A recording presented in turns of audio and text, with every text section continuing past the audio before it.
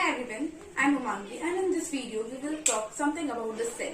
The cell which is termed as the unit of life.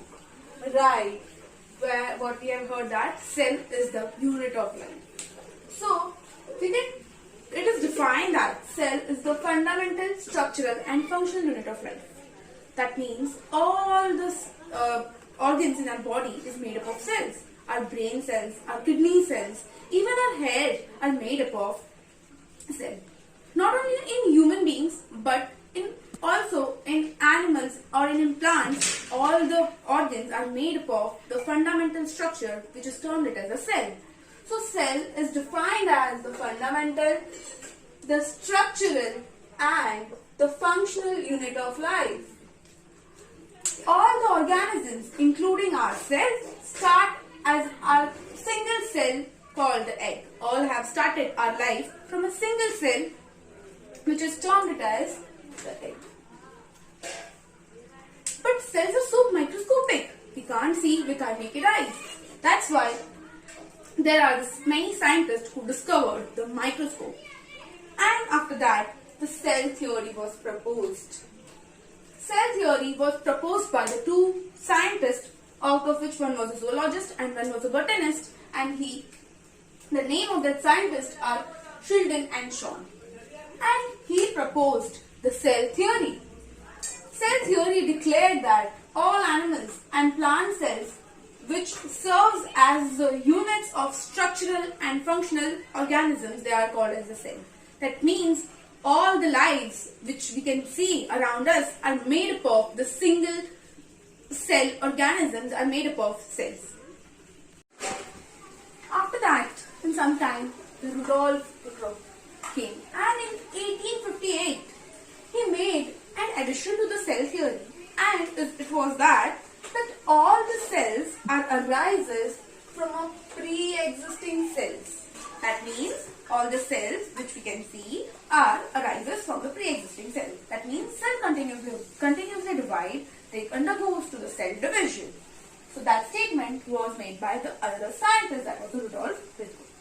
After that, the cell theory has given us the three important points, and it was that cell is the smallest unit of structure of all living beings. Other point was that the cell is the unit of function of all living beings. And the last was that all the cells arises from the pre-existing cells.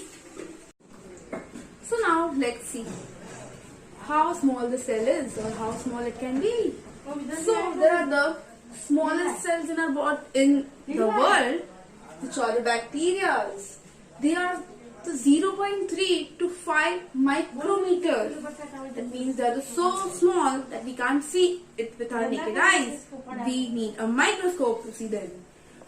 Now the red blood cells, which are present in the human body, and they ranges from 7 micrometers. The longest cell in the world is, we can say, it is a nerve cell, while the largest cells are found to be the egg of an ostrich, which is the largest cell. There are the many single-celled organisms, there are the many few-celled, and there are the many multi-celled organisms as well. So the bacteria and the yeast are the single-celled organism. That means they are made up of only the one cell. When the many single-celled organisms combine, they will form a multicellular organism.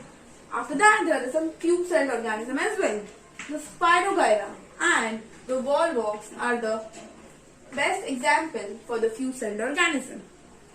And the multi-celled organisms are mango, human beings and many other animals.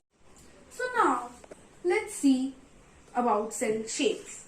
Cells are made up of many kinds of shapes, like they are the disc shape, they are the polygonal cells, they are the rectangular cells, they are the cuboidal cells and many more. Here are the few examples of the cells, shape of some cells, like human red blood cell. They are circular and biconcave in shape. As you can see in this diagram, they are the circular and biconcave in shape.